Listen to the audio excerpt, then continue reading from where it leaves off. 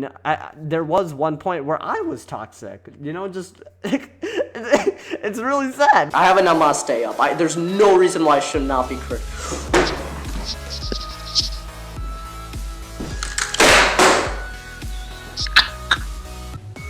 I'm sorry, what did you break? I'm dead serious, what did you just break?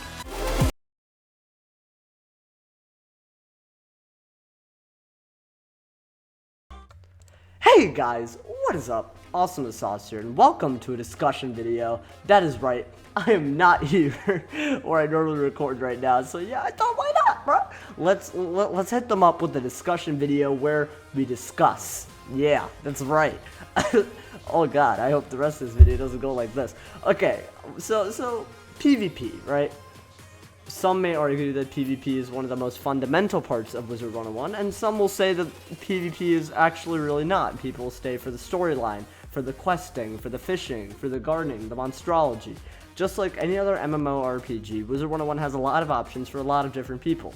So I thought I'd make a video for both the beginners, who've never done PvP, should you start? Answer that question, because I feel like a lot of people don't really have access to that information, What they'll do, really, to decide whether they want to PvP or not, is go to the PvP arena sigil thing, the scrolls, and then they'll click on the first match they see, and coincidentally, this is the first match that I happen to see. And it's very, very interesting, because, yeah, the first match that you normally see is the highest skilled people, the highest rank, and they'll see a lot of people PvPing with all kinds of tactics. They'll see treasure cards, they'll see mastery amulets, they'll see, all kinds of intricate stuff that happens at such high ranks. It's all about predicting. They see all those, weaknesses, surrounding someone's head, and they're wondering, am I really cut out for this? And I think that's a shame, because first off, this kind of battle between Jason Battle and Adam Wild that I happen to pick out at 2 a.m.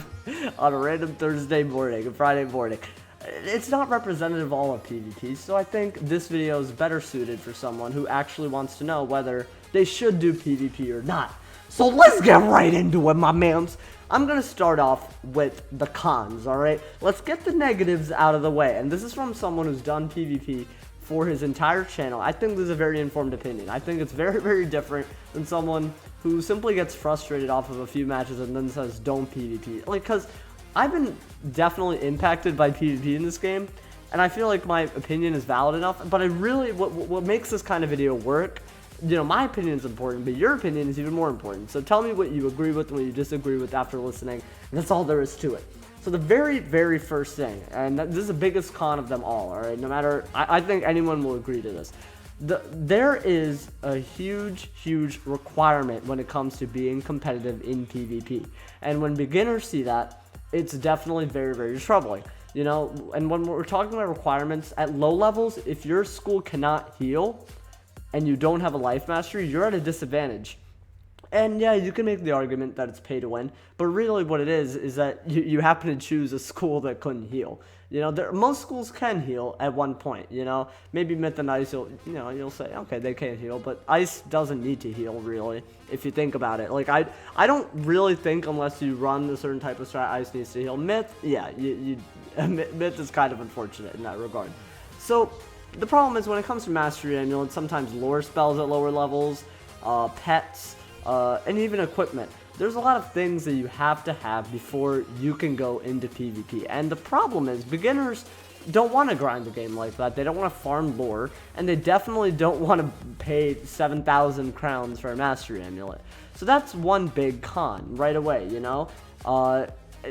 for someone who's not hardcore, and obviously hardcore is a subjective term, but for someone who's just beginning, it's really, really difficult for them to be competitive right away. So, what do I think would fix that very easily? Make the craftable equipment a lot more compatible with PvP, and this is so important. Craftable stuff has not been, in the game since Darkmoor.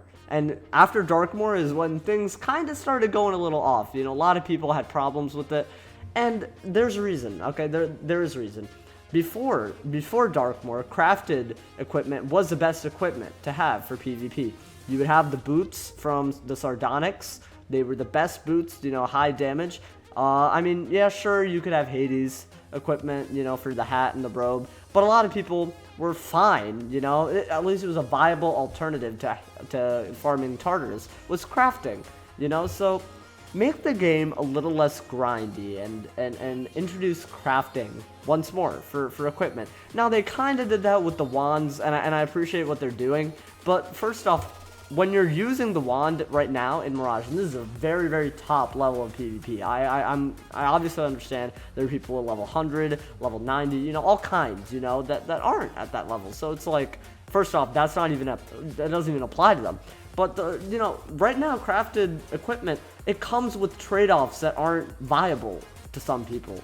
You know, like right now, the Mirage wands that you craft, they aren't viable for some people because, yeah, you have a huge amount of damage. But the only way you can have that damage is if you have a lot of resist and you know, you have offensive stats as well. You have to have a good pet, otherwise that wand is useless. So you have to have craftable stuff really competing with the droppable stuff. And you know, there should be ways where craftable is better in some ways and dropped equipment is better in some ways. That's really, really important, and I feel like King's hasn't really done that or focused on that in a really long time. So that's really one solution that I see for beginners, you know, the gap that they have to overcome.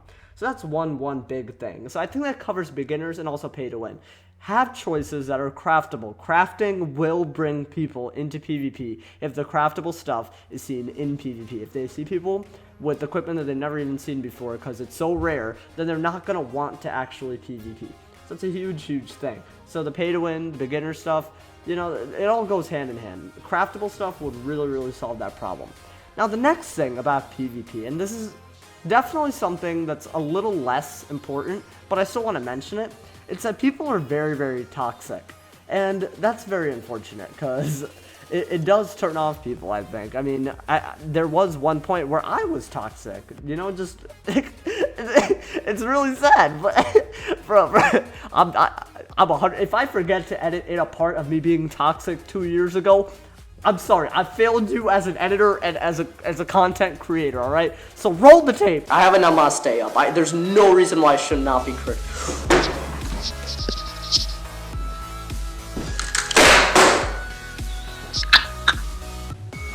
I'm sorry, what did you break? I'm dead serious, what did you just break? Y'all see that? Yeah, you, like, come on, man, don't be 2015 AwesomeTheSauce. Don't be that guy, alright? I mean, obviously toxicity is something you'll find in every MMORPG. It's not something that, you know, is uncommon. I definitely think that there straight up should be a way to turn off chat just for PvP exclusively. Simple as that. That's something a lot of people would do. So they don't turn off the chat balloons or chat or anything like that when they're questing, you know, a regular person who's not into PvP, but they do turn it off. Honestly, if you really think about it, communication during PvP between opponents, yeah, it's good. You know, if you're both on board, it's fun. But really what you're doing when you're talking, and some people don't even realize this, what you're doing when you're talking is giving away your stats. And sometimes your equipment will really give away what your strategy is. So it doesn't really make sense to talk anyways. So I don't see why that would be such a huge problem. It seems a lot smarter than really the whole pay to win thing, or, you know, the equipment or the pets or the master that you need as a beginner. That point is very different, obviously, but, you know, toxic people, you know, they will turn you off. There are tons of people who will talk a lot of trash and they're like, well, I don't want that, you know, and PvP is not like that. And I think a huge, huge problem is that the first match that pops up when you press on spectate, they're tryhards. I'm sorry, they are. Look, Jason Battle, respect my mans. Adam Wild, respect my mans. But y'all are tryhards a little bit. Alright, and not in a bad way, you know, it takes a lot to be a tryhard. You really have to know, you have to really know how people think. You know, people underestimate that joint a lot. And the last con that I have is the RNG, and that's something that people complain about a lot. And here's the thing, RNG is not going to change in Wizard101, and I'll tell you why.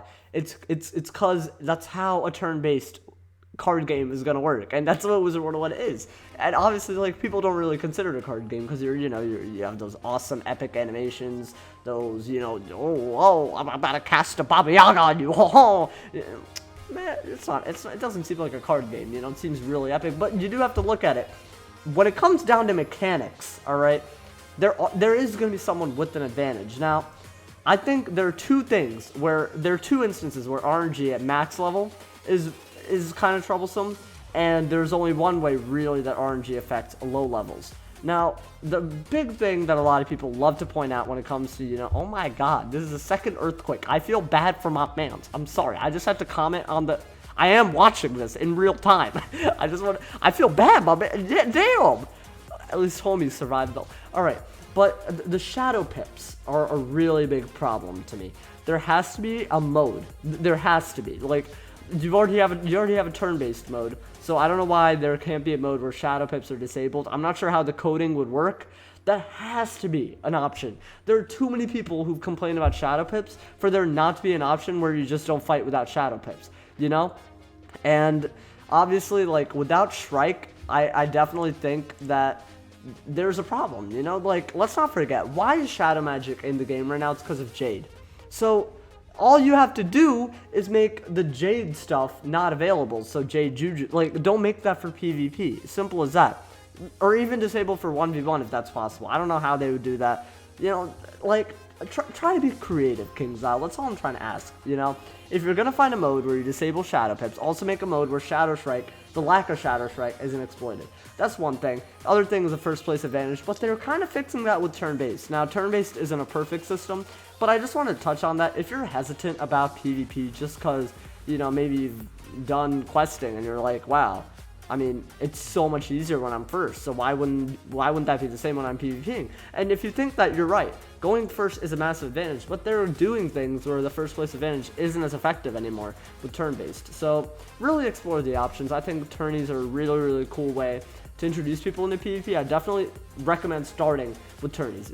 You get arena tickets first off, so that's not a bad thing. And also, it's for gold now. It used to be for crowns, now it's for gold. So should you start PvPing? Based on these cons, you might think no. But let's move on to les positives, okay? Let's move on to our positives. In my opinion, one of the biggest positives is that when you're done, when you're a max wizard, there is very little to do. Or a lot of people will log on, water their plants, and that's it. Maybe they'll do some fishing, monstrology, I don't know. I don't know what floats your boat. But the good thing about PvP is that it's a different match every time, Especially with the new system where you don't get the same person over and over again very easily. It's actually a very, very, there's a lot of variety. Nowadays, I don't actually do a video of PvP without getting multiple people, different strategies. There's a lot of variety going on right now, and that's something that it's very creative. And if you enjoy, questing, I don't know why you wouldn't really enjoy PvP, because there's more variety than there is in questing, and obviously the storyline's very cool and all, but PvP is so much fun because of the variety, and that's really, really important. Now, I'm not sure how people really get their creative juices out, but if you're the type of person that loves housing, and I know this seems like a really weird, transition, but a lot of people do so many cool things with houses, whether you're talking about those mazes, whether you're talking about, whatever you happen to do with furniture in a house, you're using some creative energy that, in my opinion, has a lot of parallels with how PvP works. So, in many, many ways, Hunter, my man, what's up? Shout out to you.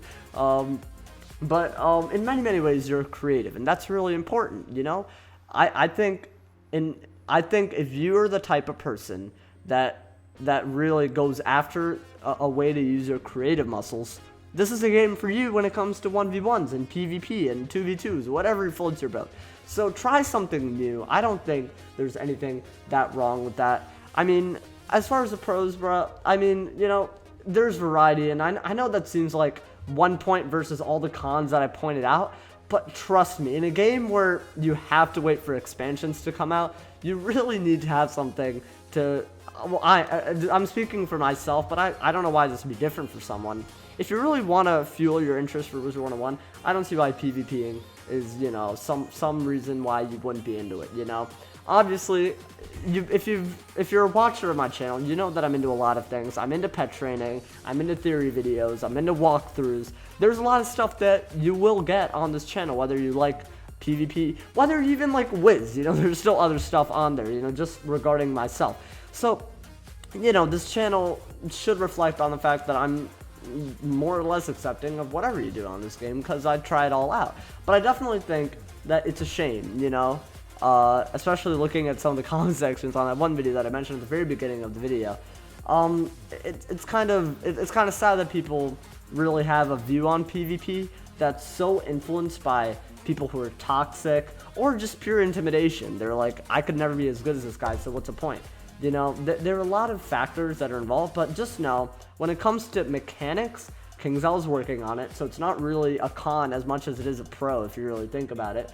When it comes to the gap, when it comes to beginners in PvP and people who are really good, I hope KingZell fixes that too, you know? A really awesome solution would be for your first 50 matches or something to be put in a different group, you know, just a different pool of people, so that after your first 50 matches, you'll know exactly what happens. You know, I don't think it takes more than 50 matches, maybe even 30 matches. You know, they can assign a number where after that many matches, then you're matched with other people. So experience plays a part in it. Obviously, rank is still the biggest indicator of who you go against, but it'd be very interesting to see a method, you know, where you have people based on a certain number of matches, based on their experience, they're put in different skill groups, you know, that kind of thing. Well, I'm going to end off this video with the third earthquake of the day from Adam Wild. I feel bad for Jason. I really do, bro. I really, really do. Anyways, guys, this kind of video is nothing without your comments in the comments below. So tell me, what's your experience with PvP? Are you the type of person who loves it? Are you the type of person who's tried it and you don't like it? Or have you never tried it? And tell me why you've never tried it, you know? I would love to hear all of your comments and all of your thoughts, guys. Anyways, if someone hasn't told you're awesome today, they doing something wrong. Hope y'all enjoyed. Slap that like button, sub if you're new, and stay awesome, bruh. Yeah.